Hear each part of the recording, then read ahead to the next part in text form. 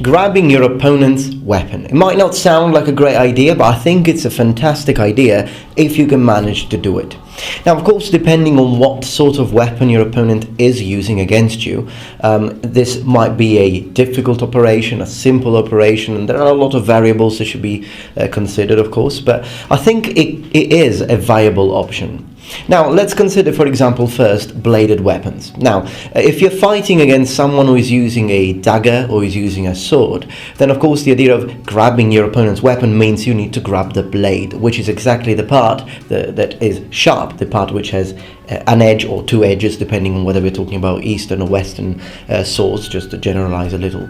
And of course, that sounds counterintuitive. But as we have learned, there were techniques in medieval times in Europe, such as the murder stroke, which required you to do just that, to sort of turn the sword around, hold it from the blade, and use the quillons and the hilt to hit your opponent. And of course, this would be a good plan if your opponent was in full armor, hence your blade wouldn't really cut.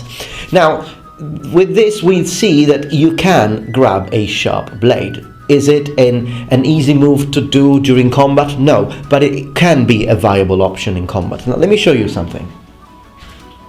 Alright, for example, this blade is sharp, okay, and I can grab it. Now, grabbing this blade, what does it do to my hand? Mostly, well, if I grab the blade, and I'm holding it like this, okay, and then I leave it, I can see that I've got a red mark on my hand, but that's really all it did. With this, please make sure, don't play around with sharp knives, okay? It's not, you can still hurt yourself. So I'm not saying that this is the easiest thing to do in the planet, but if you know how to grab the blade, you can avoid the blade from hitting you, from cutting you. And the most important thing to do is to make sure it doesn't slide, because if it does slide, then yes, you will cut yourself. For all intents and purposes, we're going to use this now to just have an idea of what we're talking about. So my opponent's blade is coming towards me. I can see it. He is he's using it in a menacing way. It's pointing towards me. I can see it. So I close in, and let's take into consideration that he doesn't have a shield. I don't have a shield. So we both have our sword. I have it in my right hand, of course, and he's right-handed as well. So his blade is sort of pointed at me this way. Okay. So I've got my left hand free, haven't I? Now, it's really important to consider the fact that the left hand in combat, in medieval combat, is a very useful implement. You can use it to grab your opponent, you can use it to try and disarm your opponent. There are lots of things that you can do with your left hand. So this idea of sort of modern fencing and your left hand, the hand you're not using, behind your back, that sort of thing, it's good for Olympic Games. But in reality, this hand is very useful. It can be used to do loads of different things in combat. Now, so let's say that the blade is coming towards me in a way, and I can manage to grab it. So what is my opponent going to do? He's going to pull to try and remove the blade from me, okay? Now, granted, if this slides, it will cut. But if I can use enough strength, as you can see, it's not that easy to do, okay? It might take him a few seconds, and that's really all I want. I mean, with those few seconds that we are sort of wrestling this way, perhaps he's even not expecting me to do that, I can use them to hit him, because remember, his blade is now under my control, sort of. So he can't use it to block my incoming attack, okay? Again, I'm not an expert. Okay? I'm not saying I know how to do it. It's an easy thing to do. But what I'm saying is, it's an interesting move if you consider it. And sometimes when I spar with my friends, I try it. I do it. And again, with swords, a bit more dangerous because of the fact that it's a bladed weapon. It could cut you if something goes wrong. But again, if I were in a life or death situation, and I see, I'm not saying that I would immediately just go in the fight with this in mind. It's like saying, I need to take his sword, I need to grab his weapon. But if the occasion happened, and I see an opportunity, for whatever reason, and I see his blade there, I might try, because even if something were to happen and he did cut, he wouldn't chop my hand off, but it might open a wound here. but at the same time I managed to hit him in the face with my sword, well, at least I'm alive, you know what I'm saying? And this might be mended later.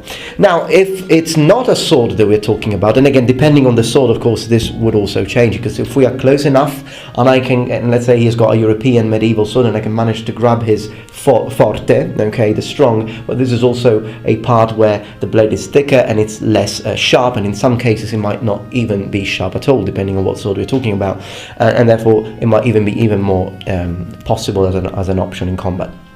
What about other weapons? Let me just put this one away.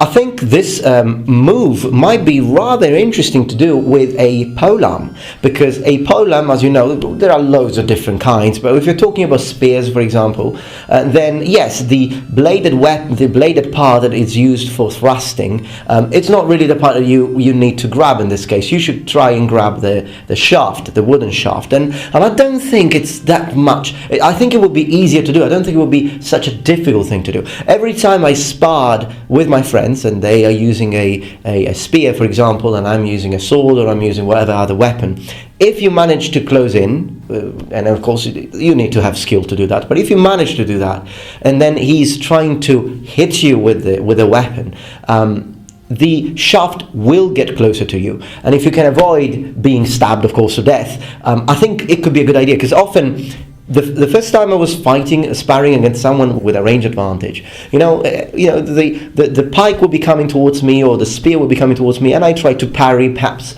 riposte. Other times when I'm still studying my opponent and he goes for a thrust, maybe I just parry it or I just dodge.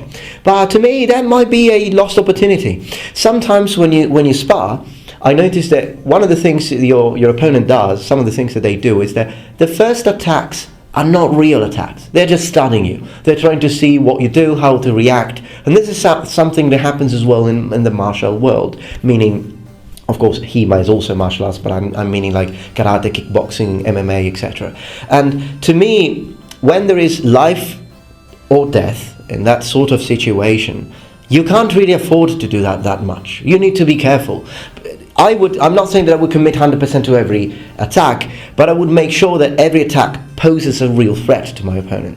The idea of, I'm just going to stab a little, see what he does, might be your doom. Because, after realizing this, and again, I haven't sparred with very experienced people. Maybe if I try this with Matt Easton, it would behead me. But I'm just saying that, not every opponent during in a combat situation in the Middle Ages would be a Matt Easton. So there will be many common people who might be like the people that I spar against. And I noticed that, when I get in the fight with this idea, I've got my sword or whatever weapon I have, and I'm there, and I want to see what he does, and I see that perhaps his first attacks are not committed. So maybe he goes to go for he just tries with a thrust, expecting me to just parry or dodge, and instead I go full in and I just grab the weapon. It's problematic also because I don't have the problem of my hand being cut with the shaft of his spear. So what is he going to do? If he's very strong, then he might make sure that he might retrieve his weapon. But if we are similar in strength,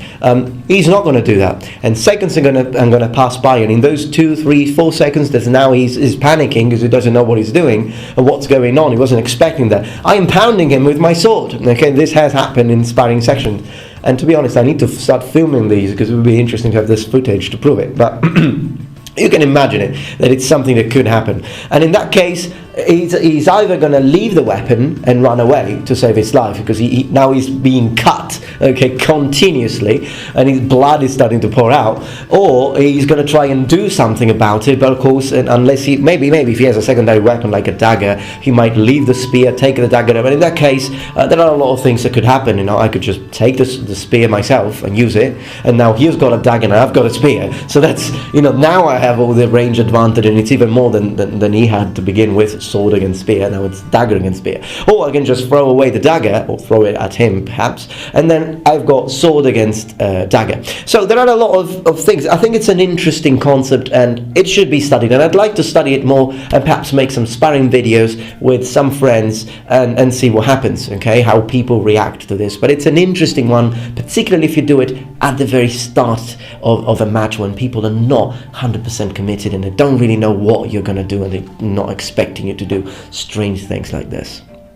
So with a knife, it would probably be the hardest one to do, because the knife is a small weapon. It's very nimble. It's very quick, particularly if it's used properly. Because if it's used like in one of those, whatever dojo where they just show you, now when the attacker does this, you do your little dance and then remove the. Okay, no one is gonna do this with a knife. It's stab, stab, stab, stab, stab, and you're dead. So that's a real situation most of the times, anyways.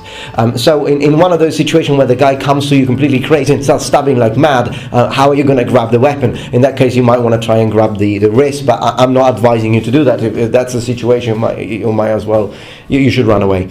But if you can run, of course, it's not always an option, but if you can, that's my suggestion.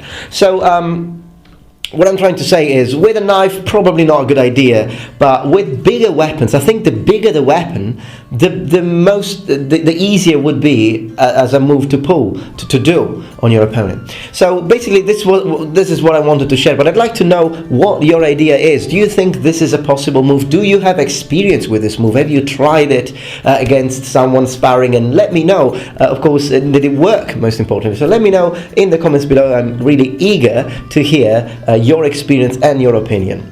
Alright, so this is what I wanted to share today, an idea of hypothetical combat and a move that I believe could be valuable. It could be an interesting thing, and I'm going to try it again on a dedicated video, perhaps a sparring session with friends. I just need to wait to get some protective gear to do it. But in the meantime, I'll be looking for your answers and your input.